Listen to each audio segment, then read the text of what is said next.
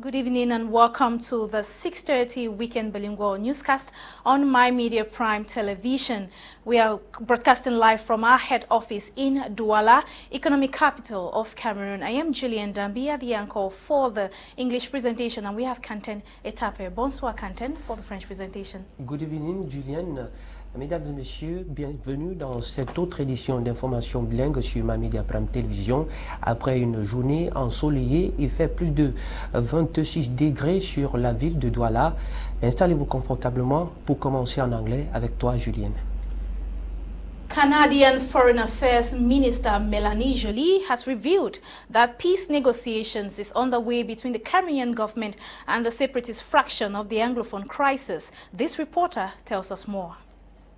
6 years later, peace and calm may start to return to the crisis-hit northwest and southwest regions of Cameroon, for according to information circulating online, separatist leaders have agreed to enter into formal peace processes. The information is contained in a statement issued on Friday, January 20th, 2023 by the Canadian Foreign Affairs Minister, Honorable Melanie Joly, clearly stating separatists have agreed to enter into negotiations aimed at resolving the 6-year-long war for cessation. Also from the statement, the parties involved that have agreed to the negotiations are the BR government, supposed Ambazonia Republic Governing Council and their defense force, interim government and coalition team. Also, the African People's Liberation Movement and the Southern Cameroon's defense forces will join in the peace talks. Furthermore, according to the statement, Canadian government have been mandated to facilitate the process, which will comprise of substantial dialogue, formulation of a technical team to work on confidence-building measures amongst the parties. All this aimed at reaching a lasting and sustainable political settlement of the crisis. It should be noted that the ongoing conflict, which started in 2017 and transformed into a war in the Anglophone regions, have resulted to the death of more than 6,000 people. In addition, nearly 800,000 people have been displaced to neighboring countries and regions in Cameroon, living in adverse conditions.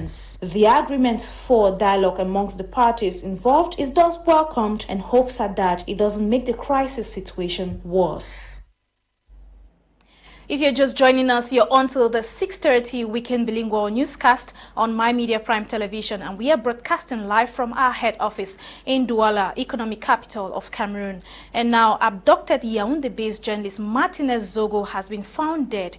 His naked and mortal remains was abandoned in an area near State University Soir, already in a decomposed state. The popular radio host had been kidnapped 4 days ago in Yaoundé, capital city of Cameroon. Eileen Sama recounts.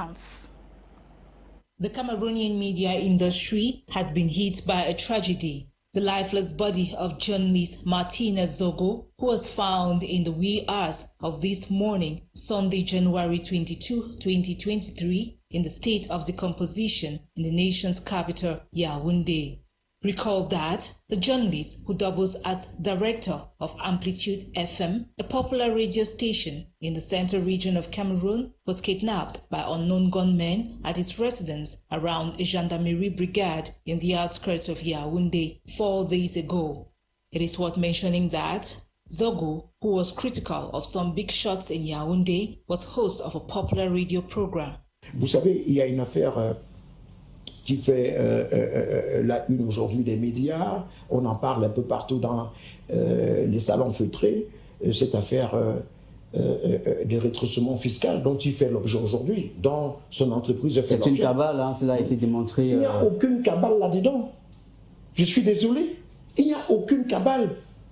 Depuis l'indépendance du Cameroun, avez-vous déjà appris qu'un opérateur économique ou un industriel camerounais, ou un homme d'affaires reconnu comme tel, établi comme tel, a poursuivi en justice des fiscalistes pour arnaque ou bien... Sauf qu'ils ont été piégés. However, the Cameroonian authorities, through the Minister of Communication, René Emmanuel Sadi, had vowed to bring those behind his kidnapping to justice, as clearly stated in this communique dated Friday, 20th January 2023. Unfortunately, he was killed 2 days after, with his naked, lifeless body found and clothes along his shoes lying beside his mortal remains and dumped in an area around Swa.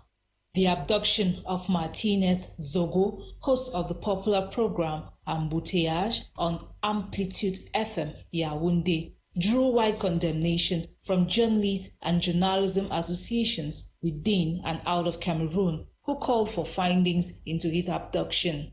It is worth highlighting that several other journalists in Cameroon and around the world have lost their lives under similar circumstances for simply carrying out their job, as many continuously target them for being critical minds.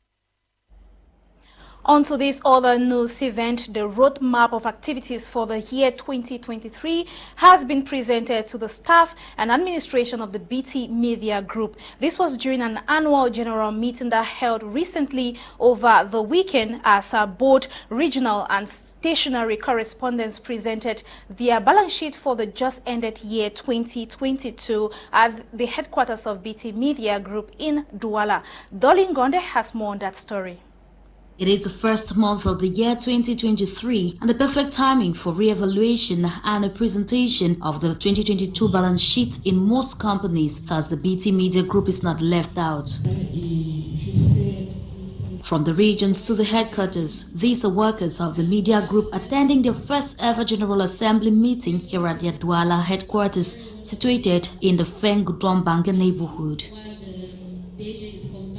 In the presence of the Chief Executive Officer, Madame Zenabo Epus-Dambe, the workers, including journalists and technicians, will now express their projections for this new year. For 2023, just do more reports and more documentaries, cultural related, and I got the program already. Thank you very much for management for making that happen for me, so that we can have a program at least for cultural documentaries and cultural programs. Probably management to see that some of the challenges that technicians have been facing and those that have been brought to me, those that I know of, we'll see how we can sort them out this 2023. Meanwhile, on his part as the Director General of the Media Group, Mr. Kumlunet has also given out the roadmap of activities for the year.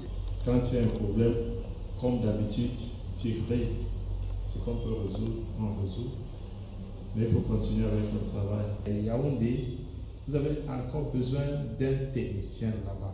With every desire expressed in improving on the quality of services rendered to the public, the CEO won't be short of words in assuring the masses towards the realization of all that means well for the viewership of the million viewers. All what you people say, we are going to try our best to do what we can do. I thank all of you once more, and together we can go very far. The media group, which has been existing for the past 5 years, is adding up to the pros of the Cameroonian media landscape thanks to the provision of entertaining, informative, but not limited to educative contents broadcasted 24/7 via its 7 channels, with My Media Prime TV now available on almost every platform, including Canal Sat at channel 309. Installée depuis quelque temps seulement dans la région de l'Est, Cameroun, la Commission nationale de lutte ou bien la Commission nationale des droits de l'homme et de liberté effectue depuis le 19 au 27 janvier une série de visites dans l'univers carcéral pour toucher du doigt les conditions de détention ou de vie des prisonniers. Elle est accompagnée des magistrats. Jean-Didier Ndambi. La liberté est une vertu à laquelle tout citoyen aspire. Même en détention préventive ou condamné, tout citoyen a des droits qui se doivent d'être respectés. C'est dans cette optique que la Commission nationale des droits de l'homme et des libertés du Cameroun, antenne régionale de l'Est à Bertois, effectue du 19 au 27 janvier une visite dans les lieux de privation de liberté de la région de l'Est. Première étape, la prison centrale de Bertois. Ici, les membres de la commission se sont entretenus avec le régisseur de la prison centrale, en présence des magistrats du parquet qui accompagnent cette délégation. Comme le montrent ces images, un don symbolique constitué d'huile végétale et du riz sera remis après le tour des différents ateliers de formation et de réinsertion des détenus. Vous m'offrez, n'est-ce pas, de communiquer sur une des attributions majeures de la commission, à savoir les visites des lieux de privation de liberté. Il faut dire que c'est une attribution qui est prévue par la loi de 2019, du 19 juillet 2019, qui crée cette institution et qui l'habilite ainsi à visiter les lieux de privation de liberté.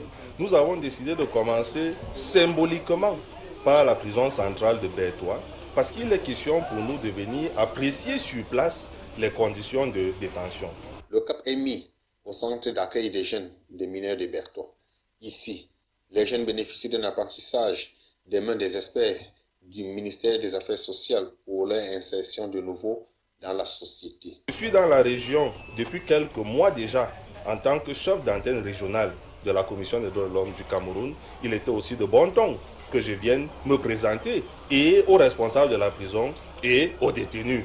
Je pense que l'occasion nous sera donnée de revenir ici demain et dans les prochains jours pour suivre les cas préoccupants que nous allons collecter dès aujourd'hui et demain.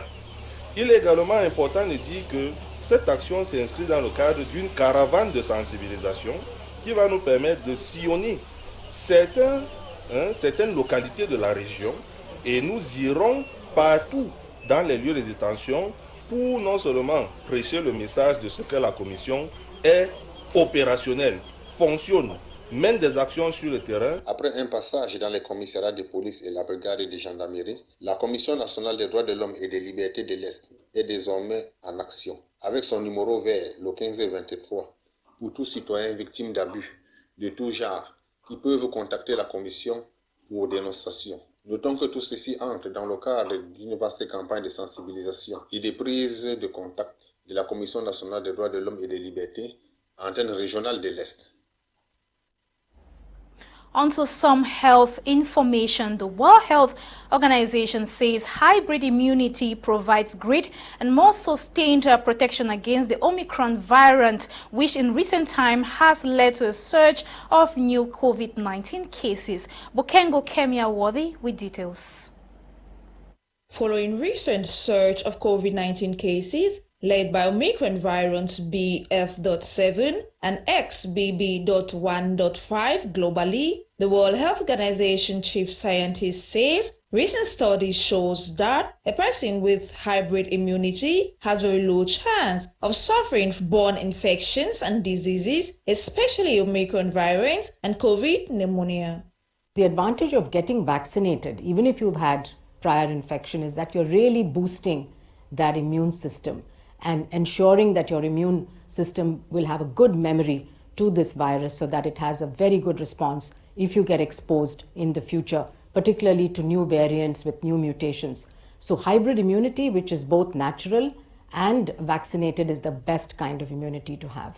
Being a combination of a person's infection and vaccination history, getting vaccinated after surviving coronavirus is critical to reducing severity, though it may vary from person to person. So natural infection does stimulate the immune response and gives you some immunity, but it varies from person to person. In some people it lasts a few months, in some people it goes to a year.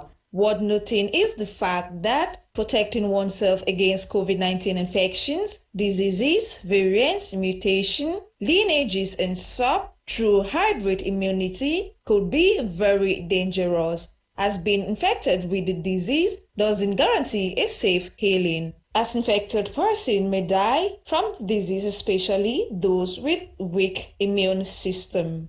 Nonetheless, staying healthy and safe through respecting barrier measures and vaccination are the best, safest method for combating COVID-19 and its variants. Parlons à présent de l'actualité hors de nos frontières au Burkina Faso. L'actualité nous parle de 66 femmes et leurs bébés qui ont été libérés hier dans la région du Sahel.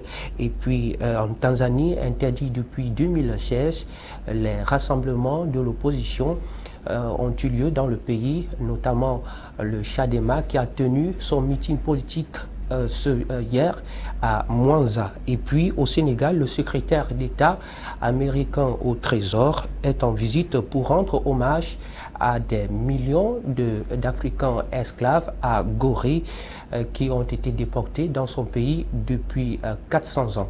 L'actualité africaine, c'est dans cette mouture. Au Burkina Faso, enlevés dans la région du Sahel par les présumés djihadistes, la semaine passée, les 66 femmes et les 4 bébés ont été libérés vendredi dernier par l'armée burkinabèse. Une information annoncée par le média national du pays, Radio-Télévision du Burkina, alors que ces femmes et leurs bébés étaient sortis de leur village pour trouver de quoi manger, elles étaient kidnappées dans les alentours d'Abinda. Retrouvées dans la zone de Tougouri, dans la région voisine du centre-nord, 200 km plus au sud, elles ont été héliportées vers Ouagadougou. En Tanzanie, après 7 ans d'interdiction de se rassembler, le Chadema, le principal parti d'opposition, a tenu son premier meeting hier samedi à Mwanza, au bord du lac Victoria. Un soulagement et même un signe de victoire des partisans de ce parti politique qui sont parés de bleu, rouge et blanc pour chanter et danser dans les rues. Cette levée de l'interdiction des meetings, qui frappait l'opposition depuis 2016, avait été annoncée par la présidente tanzanienne Samia Suluhu. Et puis au Sénégal, Janet Yellen rend hommage aux esclaves africains à Gorée. La secrétaire d'État américain au Trésor a visité l'île de Gorée, l'un des symboles les plus connus des horreurs de la traite négrière dans l'Atlantique et qui a réduit en esclaves des dizaines de millions d'Africains. En fin de compte, l'île de Gorée nous rappelle que les histoires de l'Afrique et de l'Amérique sont intimement liées. Gorée et la traite transatlantique des esclaves ne font pas seulement partie de l'histoire africaine. Ils font aussi partie de l'histoire américaine et nous savons que la tragédie ne s'est pas arrêtée avec la génération d'humains enlevés ici. Avec cette visite, l'Américaine est venue partager la douleur et la souffrance de ces Africains déportés dans son pays depuis 400 ans. In some news south of the country, staff leading Naivona Nube visited Tanzania, Madagascar and Malawi and put together this report for the 6:30 Weekend News. We begin our African tour in Tanzania, where for the very first time in 7 years, an opposition rally has taken place in the country following the lift of a ban by Tanzanian President Samia Hassan.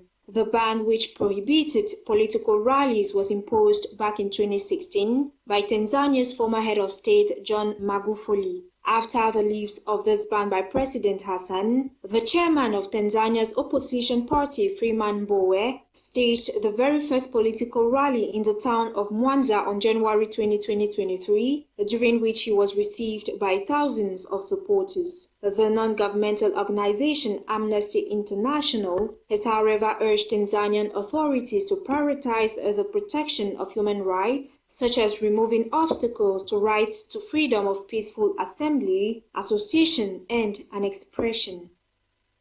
We now move to Madagascar, where the first tropical storm of the season has flooded over 700 houses at the country's city of Sambava on Friday, January 20, 2023. According to preliminary reports from the National Office for Risk and Catastrophe Management, over 300 people were evacuated and several others missing, with more than 700 houses flooded.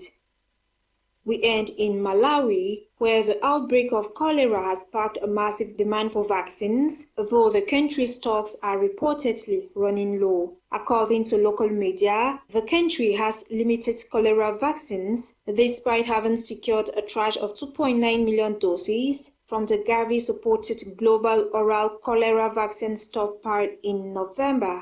As of January 20, 2023, Malawi's health authorities have reported a total of 631 new cases of cholera and several related deaths across the country's 29 health districts. Championnat d'Afrique des Nations, Algérie 2022. Les premières et deuxièmes journées se sont achevées et c'est l'heure du bilan. Alors, Liliane Fogouet s'est penchée sur les résultats et les classements de ces matchs. Je vous propose de l'écouter dans ce reportage. Les rencontres de la première et deuxième journée des phases de groupe du championnat d'Afrique des Nations Algérie 2023 ont été un succès pour certains et une défaite pour d'autres. L'Algérie, pays organisateur, s'est logiquement déjà qualifiée pour la suite de la compétition. Après une victoire face à la Libye lors de la première journée, les Algériens se sont imposés face à l'Éthiopie sur le même score de 1-0. L'Algérie n'a donc pas concédé le moindre but lors de la première rencontre. Dans l'autre rencontre de la deuxième journée de ce groupe A, le Mozambique s'est imposé 3-2 face à la Libye. L'Algérie est première de son groupe avec 6 points et Dorès est déjà qualifiée pour la phase à élimination directe, suivi du Mozambique 4 points, puis l'Éthiopie 1 point. La Libye ferme la marche avec 0 points au compteur. Dans le groupe B, la République démocratique du Congo et la Côte d'Ivoire se sont quittés sur un score nul et vierge, 0 but partout, lors de la seconde journée de la phase de poule. La Côte d'Ivoire est désormais dernière avec 1 point, tandis que la RD Congo est troisième avec 2 points. Les Ougandais ont créé l'espoir en s'imposant 1-0. Les Sénégalais peuvent s'en mordre les doigts puisqu'ils ont manqué un penalty lors de ce match. À la surprise générale, l'Ouganda occupe la première place avec 4 points devant le Sénégal, second avec 3 points. Cependant, le groupe C est composé de Madagascar, du Ghana, du Soudan et du Maroc. Les Marocains ayant déclaré forfait, le groupe est finalement composé de 3 nations. Le Ghana s'est imposé face au Soudan lors de la deuxième journée sur le score de 3-1, mais les Ghanéens s'étaient inclinés 2-1 lors de la première journée face aux Malgaches.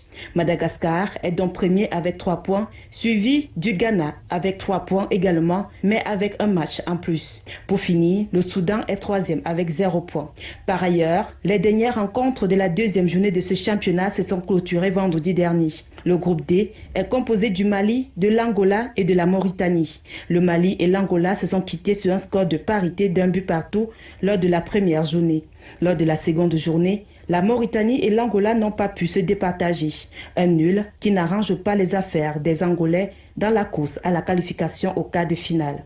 Toutefois, le groupe E, dernier de ce CHAN 2023, est composé du Cameroun, du Niger et du Congo. Les Camerounais sont premiers avec 3 points et sont au repos forcé. Le Congo, qui jouait face au Niger, se sont soldés sur un score nul. Pourtant, il leur fallait absolument une victoire dans ce groupe composé de seulement 3 équipes. Le Niger peut encore atteindre la phase à élimination directe en cas d'exploit mardi prochain face au Cameroun. You're still on to the 6:30 Weekend Bilingual newscast on My Media Prime TV. For our sports roundup, host nation of the 2022 African Nations Championship, Algeria and Mozambique have sailed through to the round of 8 of the ongoing competition for Group A. Meanwhile, Libya and Ethiopia have been sent home. And in other news, Vincent Abubakar has returned to Club Besiktas in Turkey. Details of these stories and more sports updates in this report put for us by Magdala Eyong-Bisong. The Desert Foxes of Algeria and the Mambas of Mozambique have picked up a ticket for the quarterfinals of the ongoing 2022 African Nations Championship in Algeria. Host nation Algeria had already secured their place for the quarterfinals before the last round of games in Group A, following a win over Libya and Ethiopia. In their last group game played at the Nelson Mandela Stadium on Saturday evening, Algeria defeated Mozambique by 1-0 to make it 3 wins in as many games for the host. Despite the defeat of the Mambas of Mozambique, they also booked their spot to the last 8 of the competition, following wins over Libya and a draw against Ethiopia. The Mediterranean Knights of Libya came from a goal down to beat the Walia Ibex of Ethiopia, but then Ethiopia as well as Libya have been booted out of the competition. Libya therefore joins bottom place Ethiopia out, and Algeria as well as Mozambique sails through to the next phase of the competition. In the meantime, former Indomitable Lions and Intermediate Lions coach of Cameroon, Phils Nsungkikang, has died in Yaoundé after a car crashed at the age of 61. The former under-20 Lions coach was found dead inside his car in the early hours of Saturday, January 21. It is alleged that the former home-based national team coach had knocked down someone and drove off the scene. Bike riders chased him and he hit a wall which amounted to his death. The CAF License A holder served the nation as deputy coach of the Indomitable Lions between 1994 to 1996 before switching to the role of the head coach of the under-20 team. While in his role as coach of the Junior Lions, Nsungkikang was co-opted in a panel of experts to scout opponents in Cameroon's glory campaign in the African Cup of Nations tournament in 2000. Besides coaching, he was technical director of Astre team that finished runner-up to Coton Sport in 2011 and technical director of the Mount Cameroon FC of Boya team that won the Cup of Cameroon in 2002. After staying away for a while, he returned to the national team in 2007 as deputy coach of the Indomitable Lions of Cameroon. On the other hand, Cameroonian forward Vincent Aboubakar has joined Besiktas for the third time. This comes after the termination of his contract at Saudi Arabia, following the signing of a new striker, Cristiano Ronaldo. It should be noted that Vincent Aboubakar was first of all at Besiktas in 2016 on loan from Porto. Despite signing a deal below his market value, Aboubakar returns to a club where he needs no introduction.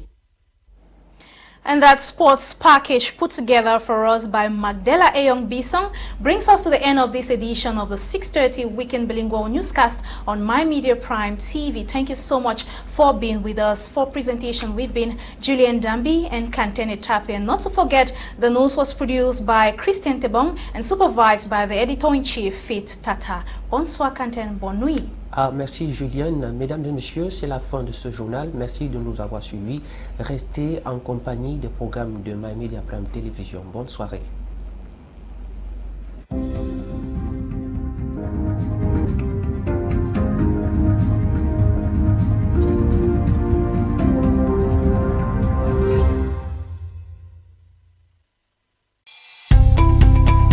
Welcome to a new world of TV broadcasting.